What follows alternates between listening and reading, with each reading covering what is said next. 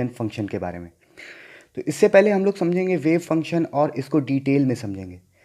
तो जैसा कि किसी भी पार्टिकल को हम लोग किस तरह से डिफाइन करते हैं, वेव फंक्शन से।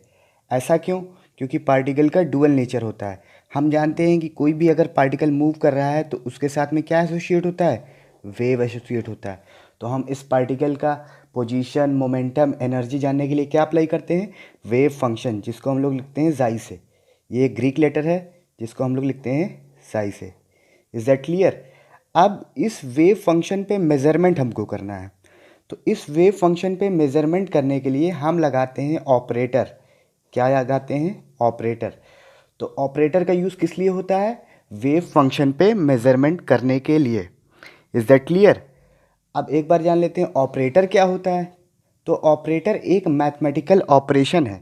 अगर मान लीजिए कोई वेव फंक्शन जाई है और इस पे हमने ऑपरेटर लगा दिया ए कैप, तो अब ये कुछ इस तरह से हो जाएगा। Is that clear? चलिए इसको डिटेल में समझते हैं। जैसा कि मान लीजिए कोई वेव फंक्शन हमने यहाँ पे कंसीडर कर लिया इस तरह से, और हमने इस पे एक ऑपरेटर लगा दिया। क्या लगा दिया?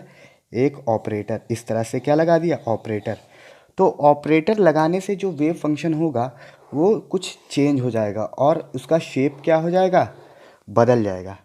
शेप क्या हो जाएगा? बदल जाएगा। यानी अगर हम किसी भी वेव फंक्शन पे ऑपरेटर लगाते हैं तो उस वेव फंक्शन का शेप चेंज हो जाता है।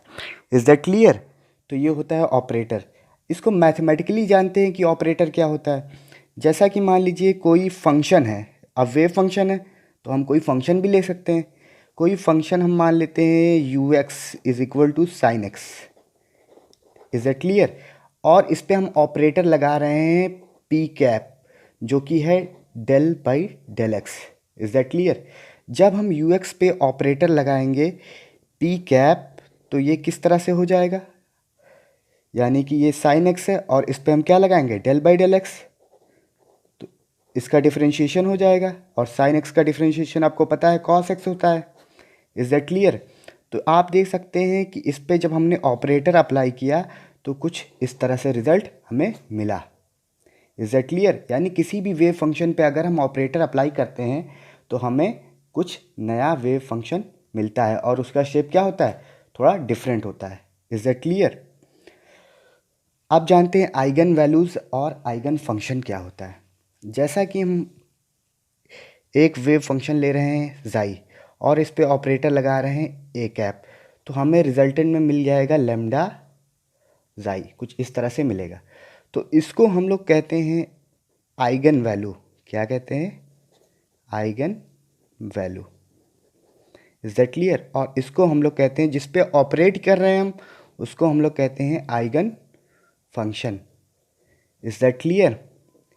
ये हमारा आइगन वैल्यू हो जाएगा और ये हमारा आइगन फंक्शन हो जाएगा।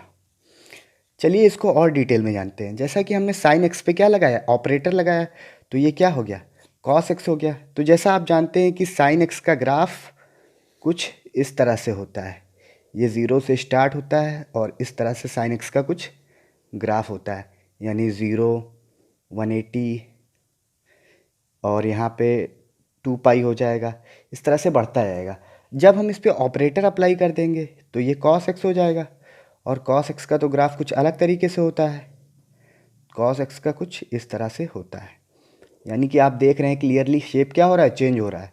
यानी किसी भी वेव फंक्शन पे ऑपरेटर लगाने से उस वेव फंक्शन का शेप चेंज हो जाता है, और वेव फंक्शन के बाद जो रिजल्टेंट हमको मिलता है उसको हम लोग आइगन वैल्यू कहते हैं, और जिस पे हम ऑपरेट कर रहे हैं उसको हम आइगन फंक्शन कहते हैं।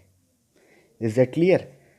तो इस वीडियो में इतना रखते हैं। आप लोग हमारे ऑपरेटर वाली वीडियो को ज़रूर देखें, उसको मैंने डिटेल में समझाया है। वीडियो देखने के लिए थैंक यू सो मच।